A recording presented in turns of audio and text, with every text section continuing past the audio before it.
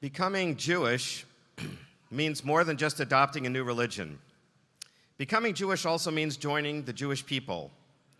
As I explain each year in my Invitation to Judaism class, when Judaism began over 3,000 years ago, if you were Greek, it meant you spoke the Greek language, you learned Greek history, you studied Greek literature, you worshiped the Greek gods, and your homeland was Greece. Similarly, if you were Jewish, it meant you spoke Hebrew, you learned Jewish literature, the Bible, you knew Jewish history, you worshiped the God of Israel, the creator of the universe, and your homeland was the land of Israel. Becoming Jewish is similar in many ways to becoming a naturalized citizen of the United States. It requires learning about our history, our Constitution, the Bible, and Halakha, and our beliefs. And it requires identifying as a member of the Jewish people. And then it requires a formal ceremony at which you officially become a member of the tribe. Teaching the Invitation to Judaism class and managing our conversion program at Beth Yeshurun has been one of the most rewarding parts of being a rabbi for me. I meet several times with each student, and I'm always amazed and delighted to discover how each person became interested in our people and our faith. Some people first learned about Judaism from a friend or from a business associate. Some are dating a Jewish person. Some just could not understand the religion they were raised in and went on a spiritual journey to find something more fulfilling, and they found it in Judaism. But whatever path each student has taken, they all express a genuine excitement about our faith, our history, our culture, and our community. Today we're going to hear from two wonderful individuals who have chosen Judaism as their faith and have joined our people. So I hope after hearing them you will understand why I've been so inspired by their enthusiasm and commitment. It's not easy to leave behind a world that you were raised in and that most people you meet already take for granted, and to adopt a religious perspective that is different and held by only a tiny minority of people in the entire world.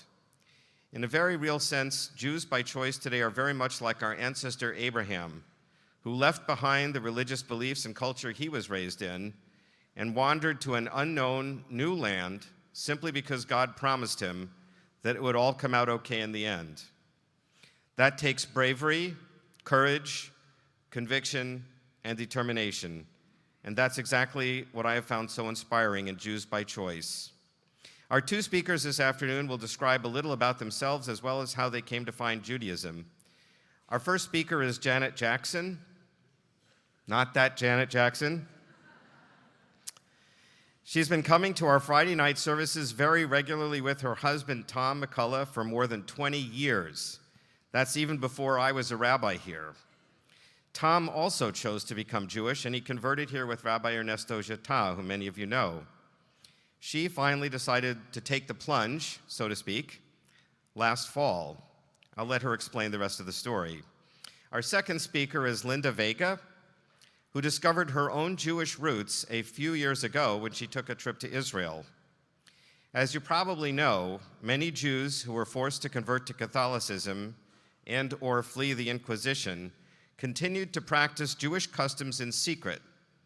A number of such conversos have come to live in Texas, and I have a number who have gone on to formally convert back to the faith of their ancestors, our ancestors. So I will let Linda tell the rest of her story. Please now join me in welcoming Janet Jackson and Linda Vega into our community here at Beth Yeshurun. And first we'll hear from Janet.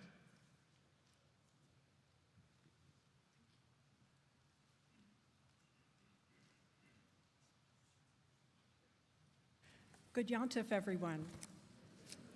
Thank you, Rabbi Morgan. Well, the day was cloudy, but not particularly unusual for a late summer day. As those around me were anticipating the arrival of Hurricane Harvey, I stepped into the UOS mikveh to prepare for my conversion ceremony to follow. This was late morning on August the 25th, and I understand I was one of the last to use the mikveh that fateful weekend. The symbolism was powerful. I'm immersing myself in a new life with exciting changes ahead, but one that has been right for a long time. And yet, one might ask, how did a Houston native, a graduate of Bel Air High School, daughter of an East Texas Baptist mom, and a Christian Scientist dad, make the life-changing decision to convert to Judaism in her 60s? Well, it's been quite a journey, and I have a feeling the best is yet to come. It took me over 50 years to come back to Beth Yeshurun, a place where I immediately felt at home. What does feeling at home mean? Well, for me, it means feeling like you're in the right place, safe and valued among caring people you can trust. It also entails enjoying your surroundings.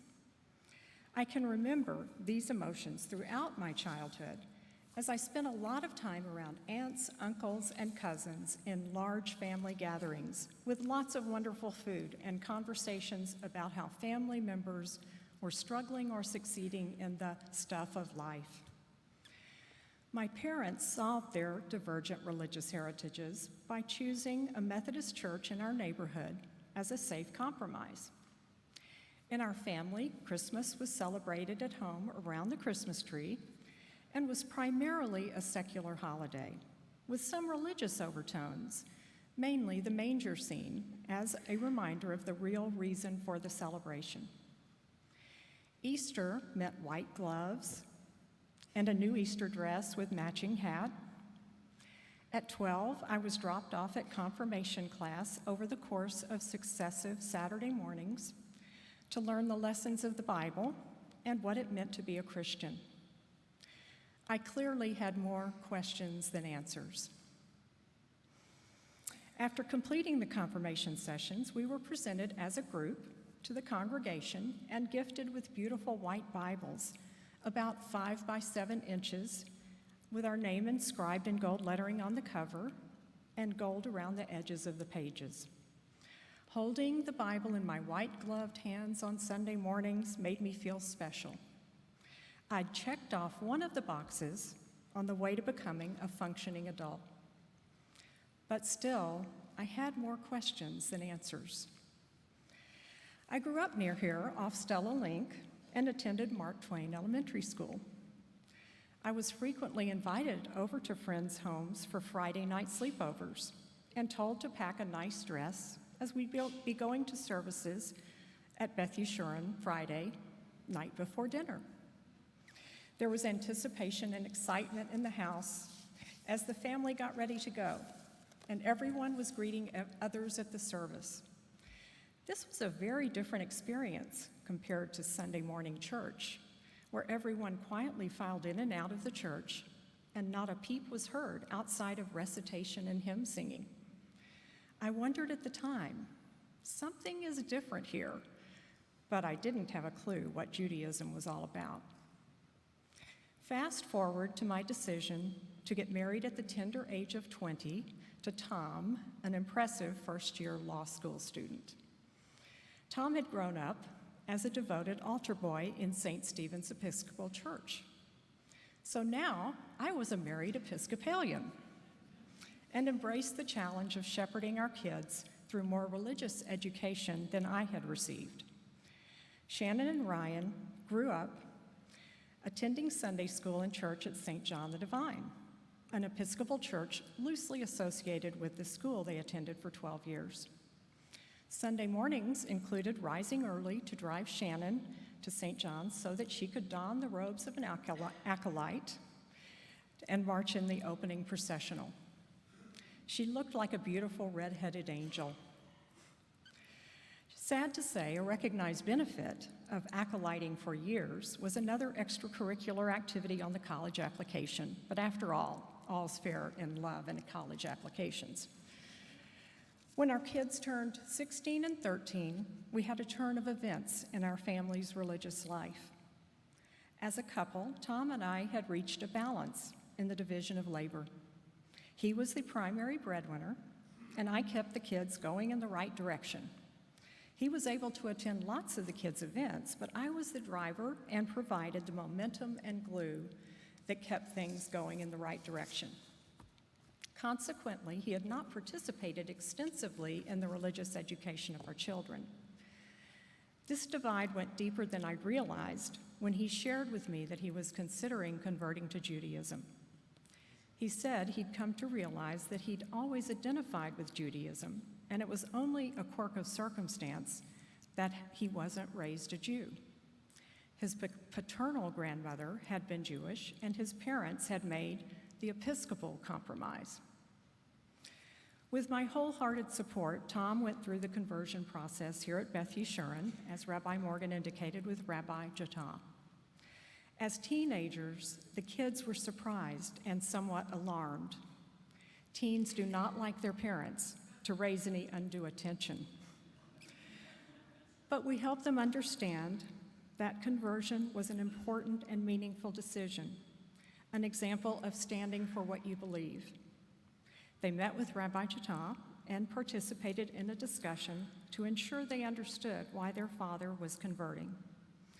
I was glad that Tom had reconnected with his Jewish heritage and was very proud of the fortitude and commitment he showed in taking a path that many people find curious, especially with a last name like McCulloch. My parents were taken completely by surprise. Their interactions with the few Jews they had come across in East Texas during my dad's grocery store career seemed in their minds to reinforce the negative stereotypes that were undercurrents at the time. Looking back, I recall my mother discouraging phone calls from the Jewish boys in my class throughout elementary school. At the time, I didn't really recognize that it was only the Jewish boys, those particular boys in my class, that she was discouraging. Only later would I realize that it was only the Jewish boys she had singled out with her negative comments. In middle school, the Jewish kids I knew began to have a lot of weekend activities that excluded me. At the time, I didn't connect the dots to understand why I'd suddenly been dropped from their social circle. With all the other changes of adolescence, this came as a mysterious blow. I turned inward, focusing on school and finding other friends. And so the invisible divide remained until Tom's conversion. We committed to a new religious life, going to Friday night Shabbat services and celebrating major Jewish holidays.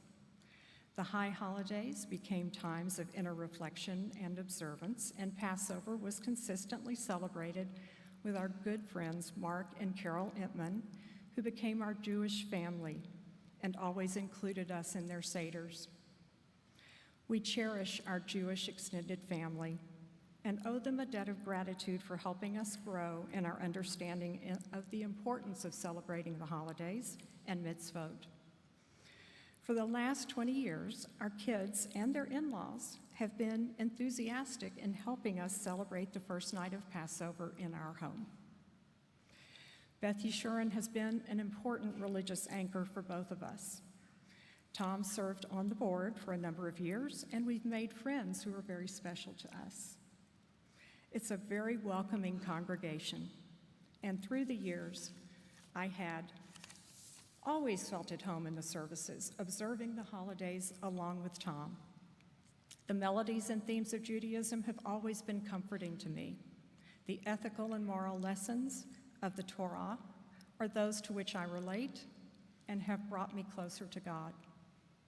My previous religious education was superficial, focused around secular holidays that had an overtone of religious significance. Over the last 15 years, I've come to understand and appreciate what being the chosen people means, the ancient story of Israel, the exile of the Jews, and the reclaiming of the land of Israel. Tom and I had our first trip to Israel in 2009 with the Jewish Federation. We were fortunate to have Rabbi Morgan on our bus of first-timers. We made a second trip last year and can't wait to go back. Israel's role in the Middle East and how important it is in the world order has become increasingly clear and compelling to me. We have supported the State of Israel by attending multiple AIPAC conferences. It's truly a unique experience, and we always come back more proud of what the Jewish people have accomplished and the example they're setting for the rest of the world, a light unto the nations. I feel honored to have joined others who have made the commitment to follow their beliefs, not their birth heritage. We can each make a choice, and I love the descriptor Jews by choice. Jews are a unique people, and my decision to convert did not come easy. For some reason, I didn't feel comfortable taking the formal steps toward converting until my mother had passed away. It's truly awesome the impact parents have for good and ill. In these divisive times of increasing anti-Semitism and Holocaust deniers, I'm reaffirmed in my commitment to Judaism. I feel that my values have always been simpatico with Jewish principles all my life. I value relationships and the sanctity of life. Professionally, I'm an aging life care manager who wants to heal the world one family at a time. Our ancestors and their stories are to be treasured. If we don't understand history, we are doomed to repeat it. I will continue to grow in my knowledge of our people and look forward to many years with my chosen family. Shana Tova.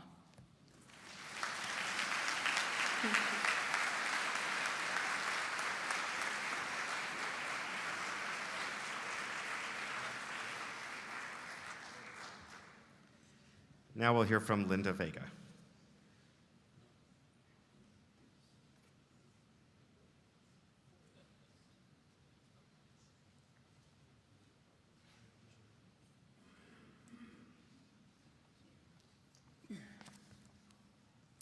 I'm the second act to Janet Jackson. Life is good. Yom Kippur is a special day. It's a day when we emphasize the concept of teshuvah, which is many things. More than merely apologizing, teshuvah is returning your life around, finding yourself, and remembering who you are, from whence you came and to where you want to go. Teshuvah is also tied to the idea of memory. Memory, it's an incredible gift we have of recorded moments in our lives that we can visit from time to time. Many of you have memories of family gatherings, traditions, the smell of foods that warm the house, the table, and even our bellies growing up. But what if your memories were missing parts, and these were stories that never made sense to you growing up? Not secrets, but events that no one could explain because no one knew the answers. Imagine being a child growing up in an environment where you would ask the whys, but the answers were not forthcoming. That was my childhood. I was born and raised in the Rio Grande Valley. I'm the youngest of 9 children, and growing up, we had these family traditions that I thought were quite normal until I went out into the real world, college that is, and realized that I was not as normal as I thought. For instance, I'm Latina, and I grew up with the belief that I was Christian. After all, we had a small church down the street from where I lived, and although we never attended, my family went along with the idea that we were like everyone else in town, only we weren't. You see, we had to do certain things that other families did not. For example, we were not allowed to eat certain foods, like pork. Imagine what life was like without tamales, bacon, tortillas with lard. We were also not allowed to eat shrimp, catfish, or cheese. And although we adhered to this, we felt awkward at times. As children, we didn't understand why we couldn't eat enchiladas with cheese. When I asked my mother why, she would tell me, "Speak to your father." It was as though she was protecting something, and only my father had the authority to explain the reasoning. The answers were not as forthcoming as I'd hoped. But I do remember that every Friday, we had to take a bath and rush to close the curtains just before sunset and light the candles before dinner. Again, we didn't know why. And I remember the fall season being my favorite time because we had apples and honey at the dinner table. and my father would pass the apples and make us talk about the new goals we had in store for the new year. But it wasn't even January, I remember thinking one year. I do remember being so hungry, not being able to eat until my grandmother could see the 3 stars in the sky. Oy, these rituals, I thought. I will never have them in my family. But times change. We change. And we began to understand how our memory, our recorded moments, serve a purpose as our lives begin to develop into something we understand. I finished college and then law school in Washington, D.C., and went on to my career until I landed in Houston, where I had planned to spend only 2 years before I ventured back to Washington, D.C., and that was in 1998. Even now, I can't explain how I ended up in Houston, as I'd often tell my family growing up that that was the one place in Texas I would never live. But God had other plans for me, and in hindsight, it was probably the best place for me to raise my family and find my way back to those childhood memories that inundated my thoughts from time to time. In 2013, while at a luncheon, I met a Christian pastor by the name of Becky Keenan. I'm sure many of you have met this incredible person. That day, I saw her making lunch appointments and talking about going to Israel. I listened to her describe the land, the people, the experiences, and before I knew it, I was making lunch plans with her to hear more about her trips to Jerusalem, Tel Aviv, and Tiberias. And so about a week later, I was sitting at Ken and Ziggy's, having lunch with Becky Keenan, talking about going to Israel. "Come to Israel with our organization, One with Israel," said Becky. And I remember looking at her and asking, I have no reason. Why would I go to Israel? For those of you who know Pastor Keenan, she's not one who takes no for an answer. And after we had finished lunch and that large cherry Danish that we shared, I agreed to go on the trip. And as we left the parking lot, she turned around and said to me, "God loves you." And off she went. I thought about that comment for a long time, and I didn't know what to do with it then. But in time, I thought that comment will have meaning to me. I did go to Israel in 2014, and that was a year that my life changed in incredible ways. The night before the trip, though, I dreamed of my father, who's been gone for over 20 years. But in that dream, as I exited the plane onto Israeli soil, he stood in front of a large crowd with open arms and said, "Welcome home." In hindsight, I understand exactly what he was saying to me in that dream. When I returned to Texas from that trip, I told my 8 siblings and my mother about the familiarity in the land of Israel. They had Friday night dinners like we used to have, I told them. Then I told my sisters they cover their mirrors when someone dies, just like we did when we were young. 2 of my sisters answered that they knew, as they were now practicing Judaism, but had never shared it with anyone. Why not, I asked them. Because it was a secret. It was then I began to understand that we're descendants of conversos. These are the offspring of families who fled Spain and Portugal because they were threatened by the rulers to either convert to their religion of Christianity or be killed. My ancestors chose to leave for the New World and fled to Mexico, which is how my family landed in Brownsville, Texas, and lived there for many, many years. All my family had to do was to keep those traditions alive with just a spark of hope, so that someday someone would have enough curiosity to investigate why those traditions were practiced and from where they came. In 2014, I joined AIPAC as a club member so that I could bring attention of what really happens in Israel and not just what we hear on the news or on social media. Additionally, I return to Israel almost every year for longer periods. Last year, for example, I went to Jerusalem for 2 months to study at the Hebrew University for a master's in Jewish education. Why on earth for, people ask me. You're an attorney already. My simple answer, and still is, and was, because I can't get enough of this beautiful country, the traditions, and my people. It's an insatiable thirst at this point. The professors at Hebrew University are teaching me perspectives of Jewish identity that are a must for all of us to learn to pass on to our children and grandchildren. The program is geared for those interested in Jewish education and traditions. We must not let them be forgotten, and we must encourage as many as we can to venture to Israel as many times as they can. And this past year, I completed my conversion with Rabbi Morgan here at Beth Yeshurun, almost 9 months of wonderful study with him, and Cantor Dorf, who is patiently teaching me Hebrew. Thank you both for your patience with me. The high holidays are a time to look back on what was and forward onto what we hope shall be. This year, I look back at my past and realize that it was my preparation for my future. I am no longer isolated, confused, but part of a vibrant community. Being part of this community is like returning from a long trip. I relish coming to Shul to be among the prayers and the learning, and to see familiar faces and new ones. I look forward to Fridays for many reasons, not to close the curtains to keep the world out, as I did as a young girl, but to welcome Shabbat into my home with family and friends. I did come home, just as my father told me in that dream. It was a delightful experience to understand my family history after all this time. It's a beautiful memory that I will hold dear in my life for the many years to come.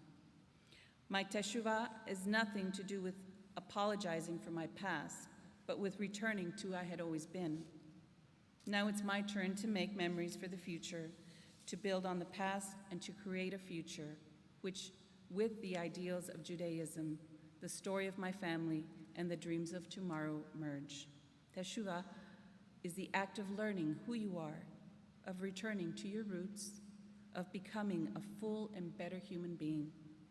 On this Yom Kippur day, I pray that each of us can make teshuvah, and so in doing so, become more complete human beings. Amen.